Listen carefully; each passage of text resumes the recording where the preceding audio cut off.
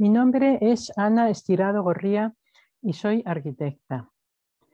En primer lugar, quiero mostrar mi agradecimiento por esta invitación a participar en este hermoso proyecto que es la Universidad Popular Carmen de Michelena de Tres Cantos, y en especial a Elena García Cobo, que me ha animado a presentar estas reflexiones ante ustedes. He desarrollado mi trayectoria profesional como arquitecta liberal construyendo edificios durante casi 30 años. En la actualidad ocupo un cargo de arquitecta municipal. Estas dos situaciones profesionales me han permitido tener una interesante perspectiva para contemplar el mundo de lo construido y entender su significado y trascendencia en la vida de las personas. Desafortunadamente, hoy no podemos compartir estas reflexiones compartiendo asimismo un espacio físico. Algo tan importante y motivador como es para mí, que es el dirigirme a personas a las que veo, escucho y miro a los ojos, en una sala acogedora, debo sustituirlo por hablarles ante una pantalla. Pero no todo van a ser desventajas. La verdad es que es cómodo. Podemos participar desde casa en actividades a las que probablemente en otras ocasiones nos sería difícil acudir. No estamos sujetos a horarios y si nos aburrimos no hace falta levantarnos y salir de la sala. Aprovechemos, pues, todo lo que de positivo podamos sacar de esta situación tan anómala. En esta charla, no obstante, quiero hablar de espacios construidos, no de espacios virtuales. La pandemia provocada por el COVID-19 ha puesto de manifiesto la importancia de los espacios en los que se desarrolla nuestra vida cotidiana. La arquitectura da forma a los lugares en los que habitamos. Los arquitectos y las arquitectas que los proyectamos en base a múltiples parámetros debemos ser responsables de nuestras acciones. En esta presentación quisiera hacer referencia al pensamiento y la trayectoria de un sector de la profesión representado por las mujeres que construyen y de entre todas ellas acercarnos a las arquitectas pioneras. Es en la primera mitad del siglo XX cuando estas arquitectas inician su largo y difícil recorrido dentro del mundo de la profesión. Aquí vemos el cuadro de Oskar Schlemmer, Mujeres subiendo la escalera de la Bauhaus, que era la escuela famosa de arquitectura de Alemania de los años 20. Estas arquitectas fueron muy poco citadas en libros de historia.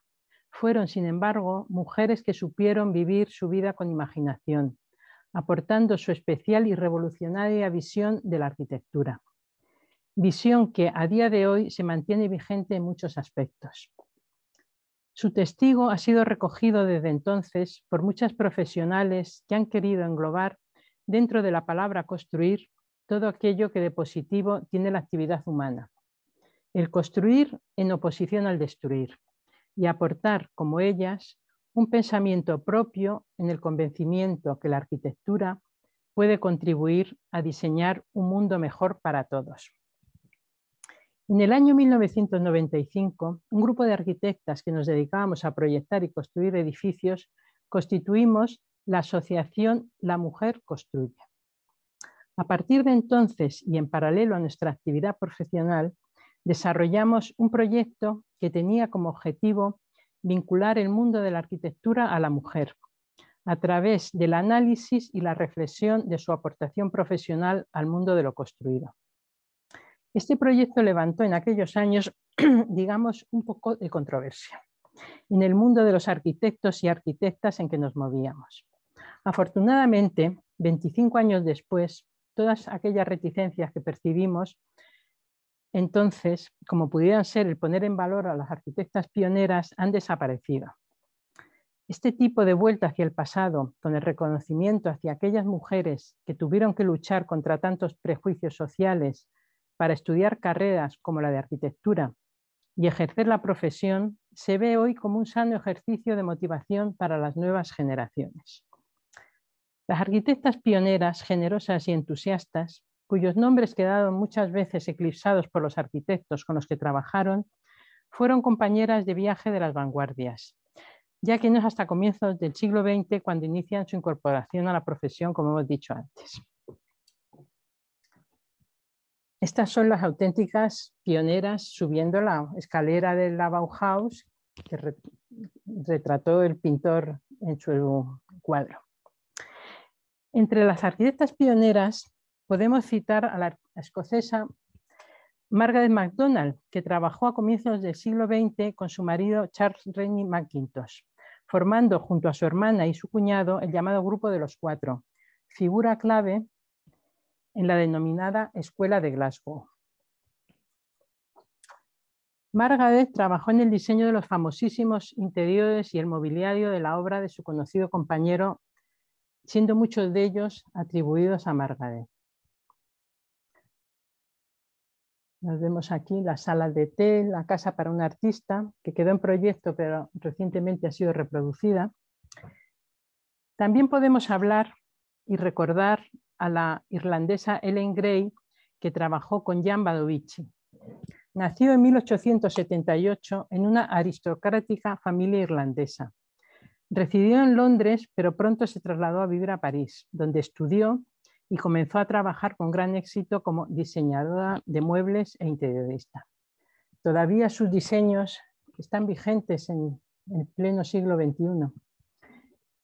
La arquitectura, entendida como un arte que sea prolongación de la vida, se percibe en su famosa casa Émile 27, que construyó en la Costa Azul francesa en 1926.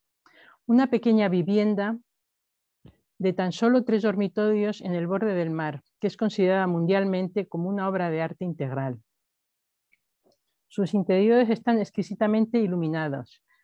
La casa está abierta a las vistas, protegida del sol, ventilada naturalmente y equipado con un mobiliario íntegramente diseñado por ella.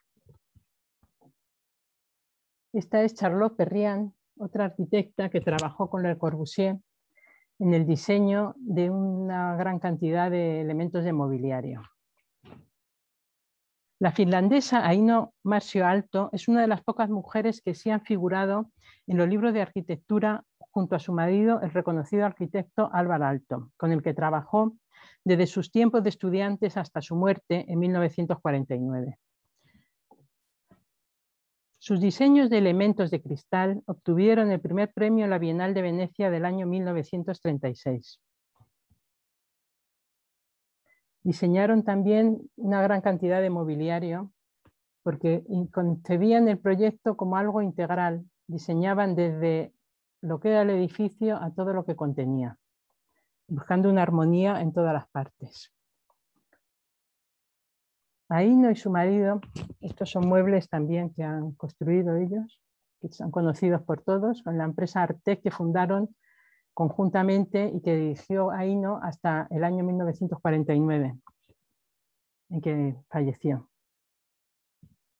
Construcciones de una biblioteca en los años 20 también, aquí se les ve a los dos en el edificio.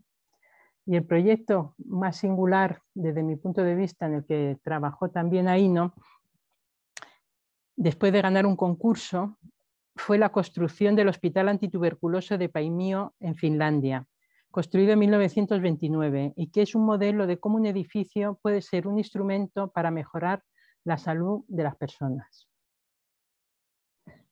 En este edificio está basado en la ventilación, la luz del sol, el color, la comodidad de los enfermos como elementos fundamentales. Diseñaron asimismo todo el mobiliario de las habitaciones, de la zona de comedor, de todas las dependencias. Esta es una gran terraza en la que los enfermos tomaban el sol y el aire, que era la única forma de curar la tuberculosis en aquella época. Las terrazas eran algo muy importante en cada una de las habitaciones. Incluso diseñaron estas sillas que a todos nos suenan. Vamos a ver qué se me ha pasado. Diseñaron las sillas para permitir que la postura que tomaban los enfermos les permitiera respirar mejor, dado que lo que tenían era un problema producido por la tuberculosis, era un problema pulmonar. También Aino trabajó en el diseño de los preciosos interiores de la Villa Mairea en Finlandia, que ha sido un ejemplo para todos los estudiantes de arquitectura desde los años 40. Estos son los interiores. Cuidaban todos los detalles, la luz, los materiales, la integración con la naturaleza de la villa. Pasamos ahora a hablar de la italiana Lina Bobardi, como también una gran arquitecta. Supo comprender la esencia de la tierra donde vivió, Brasil. Representa el espíritu mediterráneo llegado al trópico, para crear, a través del entendimiento de este entorno, que desde el primer momento la conmovió, una arquitectura marcada por el equilibrio poético entre la parte natural del hombre y la parte humana de la naturaleza. En 1951 proyectó y construyó en Sao Paulo una residencia para su marido y para ella, conocida como la Casa de Cristal, que vemos en pantalla. Es un bello ejemplo de integración de la arquitectura en la naturaleza. Trabajó con gran interés para las capas sociales más desfavorecidas, proyectando viviendas y hospitales, introduciendo sus conceptos antropológicos en su forma de hacer arquitectura. El Museo de Arte de Sao Paulo, construido entre 1957 y 1968, es seguramente su obra más significativa y la que la ha llevado a ser considerada como uno de los arquitectos más importantes de Brasil. O arquitectas, podríamos decir también. En este edificio, calificado por algunos como la arquitectura de la libertad, rompe con los modelos de museos propuestos por los maestros del movimiento moderno. Estas son salas de exposiciones con unos sistemas muy interesantes. Bueno, y ahora llegamos ya a España. En España fue Matilde Ucelay la primera mujer que terminó los estudios de arquitectura en 1936. Algunas otras arquitectas, mujeres, habían iniciado la carrera, pero no la habían terminado. Su figura fue desconocida totalmente hasta los años 90, a pesar de haber llevado una activa vida profesional y haber construido multitud de viviendas. Siempre quiso pasar desapercibida. Sin embargo, en el año 2004 le fue otorgado el Premio Nacional de Arquitectura por unanimidad en un tardío reconocimiento. Compañeras de La Mujer Construye, les hicimos una entrevista en el año 1998 y un homenaje en la Universidad de Alcalá en los cursos de verano que por entonces organizábamos.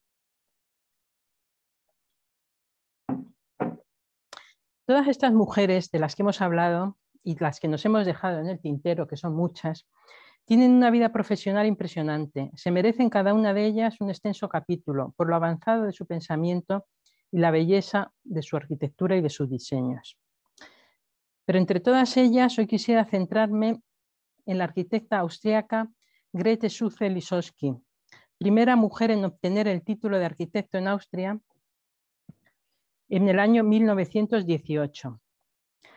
Quiero rendirla un homenaje a su larga trayectoria profesional de casi 80 años, así como un grato agradecimiento a su generosidad por poner su gran inteligencia, imaginación, sensibilidad y valentía al servicio de la mejora de las condiciones de vida de las personas y en especial de las mujeres.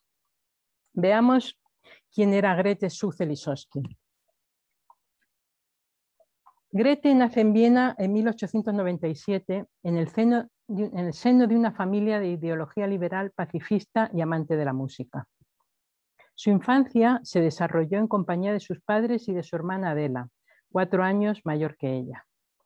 Las dos hermanas estudiaron en un colegio público. Al terminar el colegio, Adela se hizo maestra, mientras que Grete optó por estudiar pintura e ingresar en el Instituto Gráfico, en el que estuvo 2 años. A pesar del escepticismo de su familia y de sus profesores, logra el ingreso en la Escuela de Artes y Oficios de Viena, con el objeto de estudiar arquitectura. En dicha escuela tiene como profesores a los más importantes arquitectos del momento, Joseph Hoffmann o Tessenow. Estos le descubren la idea de que la arquitectura podía ayudar a mejorar la vida de las personas. En 1918 se gradúa, convirtiéndose en la primera mujer arquitecta de Austria. Antes de finalizar la carrera, uno de sus profesores le propuso participar en un concurso de proyectos para la construcción de un barrio obrero. Aquí la vemos cuando se graduó. Le aconseja que antes de empezar a diseñarlo debería conocer las condiciones de vida de las personas a las que va dirigido, la realidad de cómo se vivía en aquellos momentos en aquellos lugares. Ella sigue el consejo de su profesor y tras la experiencia de visitar los barrios donde viven los obreros, inicia una profunda reflexión acerca de cómo, antes de acometer un proyecto, es necesario analizar y entender profundamente el entorno y las necesidades de las personas para las que se construyen los edificios y que van a habitar en ellos. No olvidemos que acaba de finalizar la Primera Guerra Mundial y que la pandemia de la llamada gripe española ha dejado también millones de muertos en el mundo. Asimismo, las enfermedades como la tuberculosis, de la que ya hemos hablado con motivo del hospital de Álvar Alto y de Haino Alto, está muy extendida, no existiendo más remedio para su tratamiento que la luz solar, el aire limpio y las buenas condiciones de vida. La madre de Grete muere por tuberculosis y ella misma había resultado igualmente víctima de la enfermedad. El hacinamiento, la alta densidad de población y las faltas de condiciones higiénicas y de salubridad son problemas comunes a casi todas las ciudades europeas, que han sido víctimas en su crecimiento de las políticas especulativas de finales del siglo XIX. En esta época surgen en toda Europa iniciativas para dotar a las ciudades de nuevos barrios en los que construir viviendas dignas y asequibles destinadas a las clases obreras, con el objeto de luchar contra esta dramática situación social. Este es el complejo de la Karl-Marx-Hof, impresionante conjunto de 1000 viviendas construido en Viena en los años 20. En 1921, Grete entra a trabajar en la Secretaría de Vivienda de Viena con el gran arquitecto Adolf Loos, que ocupaba en ese momento el puesto de arquitecto jefe. Loos fue el diseñador de importantes y bellos edificios en la ciudad, pero compartía con muchos arquitectos de la época un gran interés por el desarrollo de nuevas tipologías de vivienda que resolvieran los graves problemas residenciales planteados. Su metodología estaba organizada en torno a una visión política común y a la búsqueda de estrategias que optimizaran los costes. Aquí vemos a Grete con compañeros de trabajo. La arquitectura se consideraba una profesión técnica, iban con sus batas y estarían probablemente diseñando algún tipo de mobiliario para adaptarlo a alguna de las tipologías. Algo muy importante para ellos era la reducción y racionalización de los espacios de la vivienda a partir del análisis de las funciones y los sistemas constructivos. El lema en que se agruparon arquitectos y obreros era el construir por un mundo mejor. Las inquietudes y las ideas de Grete encajaron perfectamente en este movimiento que marcó la historia del urbanismo, la arquitectura y el diseño en estos apasionantes años 20 y que ha trascendido hasta nuestros días. En el año 1925, Grete conoce al arquitecto y urbanista alemán Ernst May, que queda muy impresionado por sus capacidades. En 1926 la convoca para trabajar en el importantísimo proyecto del nuevo Frankfurt que se está desarrollando bajo su dirección. Esta es una vista de Frankfurt en los años 20.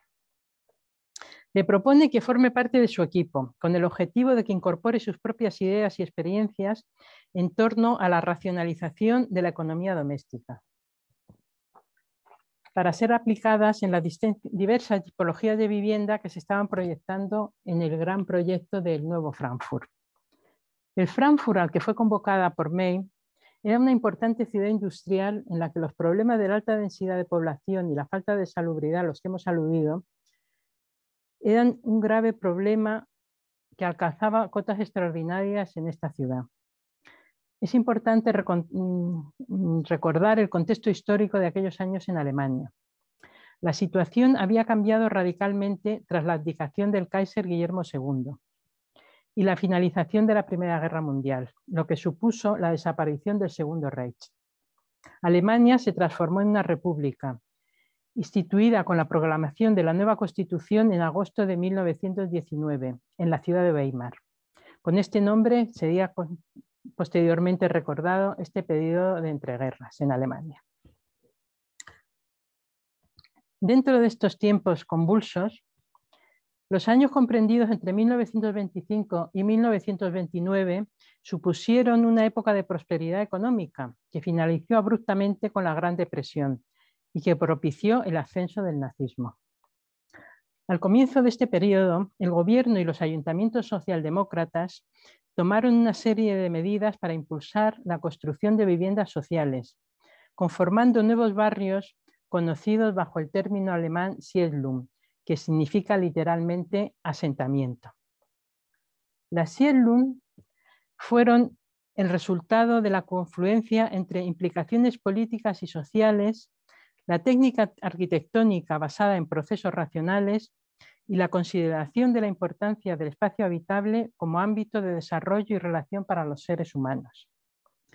Estos nuevos barrios fueron financiados por el Estado alemán, con el objetivo que las familias con menos recursos habitaran viviendas dignas y que los precios de los alquileres fueran asequibles. Fueron importantes laboratorios para la investigación y la puesta en práctica de nuevas ideas en todos los ámbitos. En ellos participaron importantes arquitectos y arquitectas, según hemos conocido posteriormente, con el objetivo de optimizar los procesos constructivos que favorecieran la viabilidad económica de las actuaciones. Uno de sus lemas era luz, aire y sol. Estamos viendo que a lo largo de toda esta época la necesidad de conseguir viviendas bien ventiladas, viviendas bien iluminadas, viviendas funcionales es algo que a día de hoy nos parece lo normal, pero en aquella época no se daba en las viviendas para las clases más desfavorecidas.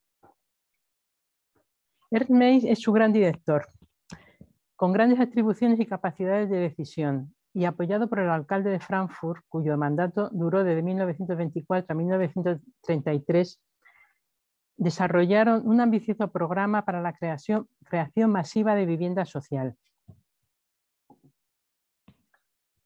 En el periodo de 1925 a 1930 se construyeron en Frankfurt más de 90.000 viviendas en las distintas Siedlungen. El nuevo Frankfurt resultó una experiencia que influiría de forma muy notable en el panorama de la arquitectura y el urbanismo internacional, siendo elegida la ciudad para la celebración en 1929 del Congreso Internacional de Arquitectura Moderna. Estos son los distintos Siedlungen. Muchos de ellos todavía continúan. Son modelos que se dieron en otros países de Centro Europa y que han creado un tejido urbano francamente agradable. El apoyo político y la concentración de poder en el gran arquitecto Mayr y urbanista garantizó la coherencia y la continuidad del proceso y resultó clave para el éxito de la operación, ya que se controló el proceso desde el inicio hasta el final, desde la adquisición de los terrenos a la planificación urbana, a la arquitectura, elaborándose nuevas tipologías edificatorias, diseñando sistemas constructivos y elementos estandarizables, a la construcción, dirigiendo la actividad de las empresas constructoras, incluso poniendo en marcha industrias de prefabricación que serían orientadas desde las necesidades del plan. La gestión fue algo muy importante que tuvo un control directo sobre las sociedades y cooperativas, así como la financiación. Y por último, también fue muy importante la comunicación, ya que entre 1926 y 1930 se publicó una revista denominada Das Neue Frankfurt, cuya función era comentar y divulgar las realizaciones del plan, así como informar y fomentar el debate sobre la ciudad y la arquitectura. Aquí es donde entra Grete a trabajar. Intervino de una manera muy intensa en esta famosa revista, difundiendo los principios en los que se basaban las nuevas edificaciones. En la revista Neue Frankfurt, Grete argumentaba lo siguiente: en Frankfurt son los ingresos de las personas y no los ideales formales los que determinan los proyectos. La racionalización y fabricación en serie son necesarias para obtener alquileres más bajos. La racionalización de la actividad doméstica sirve especialmente para tener más tiempo para la educación de los hijos, la cultura, el tiempo libre y el deporte. Para construir viviendas mínimas es necesario determinar la necesidad mínima de superficie por familia, siendo imprescindibles los servicios domésticos centralizados. En los proyectos innovadores del Nuevo Frankfurt fueron muy importantes sus aportaciones, tanto sobre las necesidades derivadas de las diferentes experiencias vitales como de las necesidades de las mujeres que viven solas o de las parejas jóvenes, abogando por viviendas con programas específicos, sin que esto significara la segregación en grupos homogéneos, sino todo lo contrario. Ella y su marido, el arquitecto Wilhelm Schutte, casados en 1927, vivieron en esta Schule, la Braunheim, en la que también participaban en su diseño. Respecto de las tareas domésticas, Grete decía lo siguiente: toda mujer pensante debe ser consciente del retraso que tienen aún los métodos domésticos y debe reconocer que estos obstaculizan su propio desarrollo y, por tanto, también el de su familia. Además de las propuestas arquitectónicas basadas en criterios de funcionalidad y salubridad, abogando por la introducción de la ventilación cruzada en las viviendas, de lo que ya hemos hablado anteriormente, realizó prototipos de mobiliario plegable, sistemas de almacenamiento originales y, lo que ha sido mundialmente conocido, diseñó la famosa cocina de Frankfurt, como un prototipo que se introdujo en más de 10.000 viviendas en la ciudad y que abrió el debate de cómo responder con un espacio idóneo a las necesidades de las actividades domésticas a través del análisis racional de las funciones a realizar. Decía Grete, solo cuando la función se ha solucionado, el proyecto puede comenzar. Vamos a recordar un poco cómo es la conocida cocina de Frankfurt.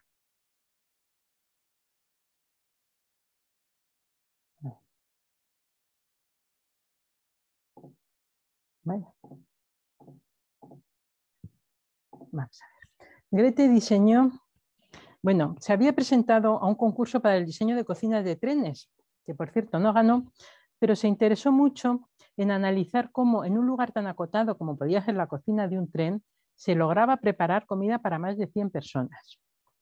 Inspirándose en el taylorismo, que abogaba por la organización del trabajo para que fuera más efectivo, decidió trasladarlo también a las tareas del hogar.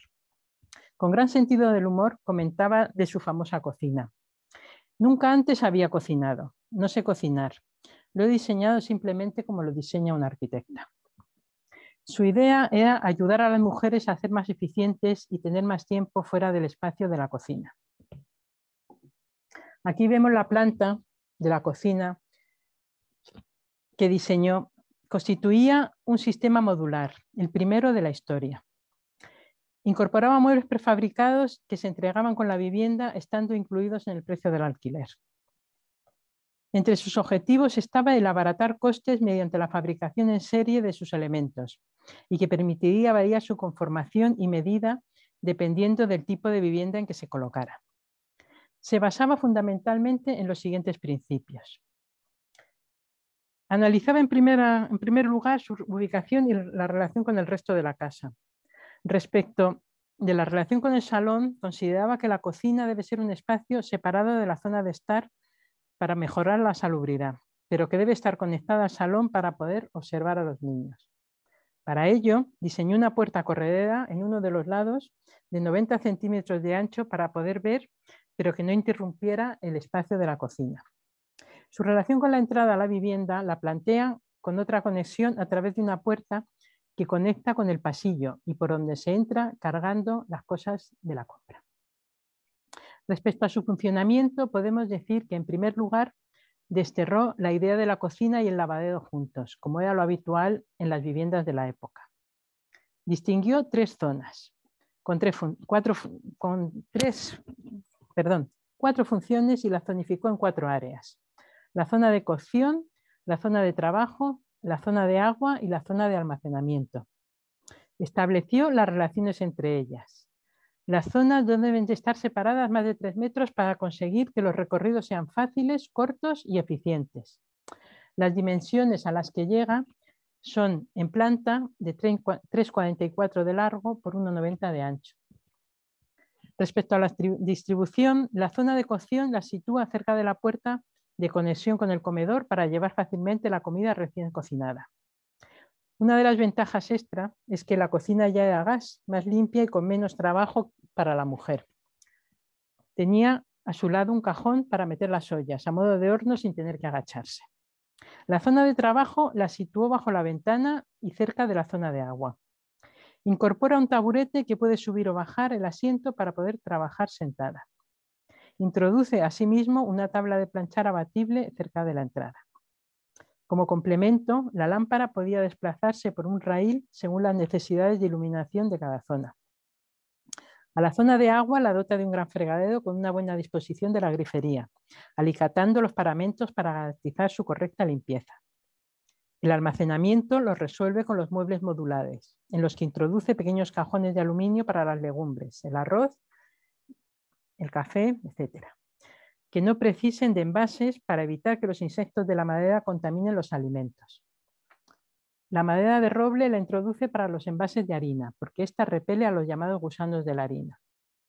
Y en las zonas de trabajo utiliza la madera de haya porque esta madera es resistente a manchas, ácidos y cortes. Vamos a ver, estas son las fotos. Esta es la puerta que comunica con el salón, la puerta corredera.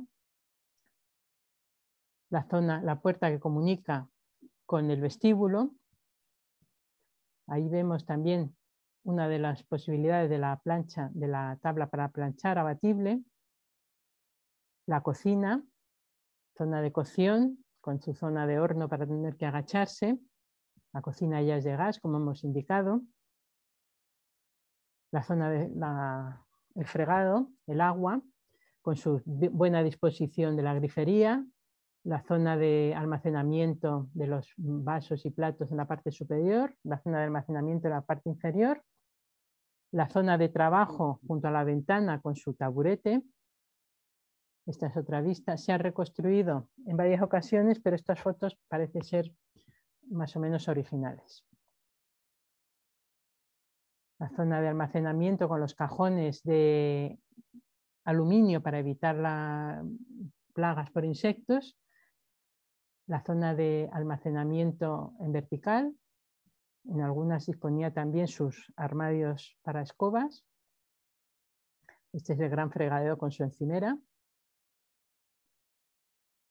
Y estos son el detalle de los cajones de aluminio, que podían sacarse y ya utilizarse directamente. Bueno, consideramos que podemos concluir con que este concepto de cocina transformó la vivienda moderna. Este pensamiento absolutamente racional y original, formulado hace casi 100 años por una arquitecta, sigue siendo válido a la hora de realizar el diseño de las cocinas actuales. Nos parece a nosotros que todo esto ya está en nuestras vidas totalmente inmerso, pero hay que reconocer que cuando Grete lo diseñó no había habido ningún tipo de intención de racionalizar el uso de las cocinas. Esta cocina fue producida por el Ayuntamiento de Frankfurt con precios más baratos que los de la industria privada y fue introducida, como hemos dicho, en más de 10.000 viviendas en los nuevos barrios de la ciudad. Se dio a conocer en la exposición dedicada a la nueva vivienda y a su diseño interior en la Feria de Frankfurt de 1929, obteniendo un gran éxito, publicidad y reconocimiento social. Su difusión permitió que otros países la incluyeran como modelo para sus viviendas en desarrollo. Esta cocina la estudiamos todos los estudiantes de arquitectura de las escuelas, pero hasta hace muy pocos años, a menos en la Escuela de Arquitectura de Madrid, no teníamos ni idea de que esta maravilla del diseño hubiera sido realizado por una mujer. Ahora ya hablamos un poco más de la trayectoria vital de Grete. Dio un importante giro en octubre de 1930 cuando, junto a su marido, May y otros 17 arquitectos, abandonaron Frankfurt rumbo a la Unión Soviética para seguir trabajando en las nuevas ciudades y conjuntos de viviendas que se estaban proyectando en este país. Grete Such-Zeliszowski será la responsable de los proyectos de edificios para la infancia. Desde Moscú, realizaron diversos viajes por la Unión Soviética, extendiéndose en 1934 a China y Japón. Aquí los vemos en Japón junto con el arquitecto Bruno Taut, que estaba exilado en este país. En China visitaron fábricas y dieron una serie de conferencias. Y Grete, por encargo del gobierno, redactó los criterios rectores para el diseño y construcción de las escuelas infantiles, así como del mobiliario para dotarlas.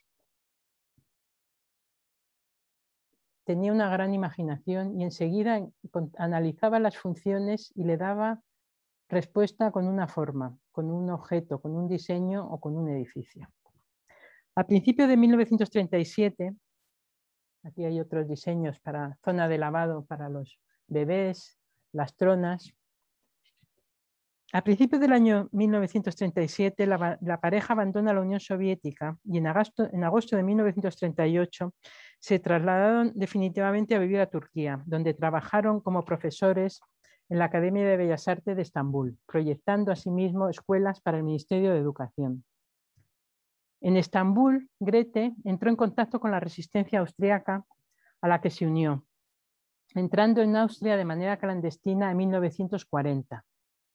Fue atrapada por la policía y condenada a pena de muerte, que le fue conmutada por 15 años de cárcel. Estuvo presa hasta la liberación de Viena en 1945. En 1985 publicó un libro que recoge su experiencia de la guerra desde la resistencia y desde la cárcel. En los años de posguerra continuó su compromiso con la defensa de la construcción de espacios sociales dignos e higiénicos, permaneciendo activa en la profesión, especialmente realizando proyectos de viviendas y jardines de infancia. También impartió múltiples conferencias y participó en los 2 primeros congresos internacionales de arquitectura moderna que se celebraron tras la Segunda Guerra Mundial. Su implicación por la lucha de las causas de las mujeres fue permanente. Junto a Lina Loos, la primera mujer del arquitecto Adolf Loos, fundó la Unión de las Mujeres Democráticas de Austria. Sin embargo, su compromiso con el socialismo hizo que no recibiera encargos acordes a su experiencia y prestigio. No obstante, cabe destacar el diseño del Kindergarten en Kappenplatz, construido entre los años 1950 y 52. En este proyecto pone en práctica varias teorías sanitarias y pedagógicas, incorporando en sus proyectos las teorías del pensamiento de María Montessori. Propone un edificio de una sola planta con forma de H, con cubierta a 4 aguas. La relación de este edificio con el exterior es clave para evitar la propagación de enfermedades y estimular el desarrollo infantil a través de actividades al aire libre. El tamaño y la organización de las ventanas permite la ventilación cruzada, tan querida para ella, y que esto sea otra de las estrategias para contar con aire fresco y evitar la propagación de cualquier epidemia. El uso de pérgolas permite que los niños puedan echar la siesta incluso al aire libre. Asimismo, la variación de altura de los techos acompaña las distintas funciones de las actividades que realizan los niños dentro del edificio.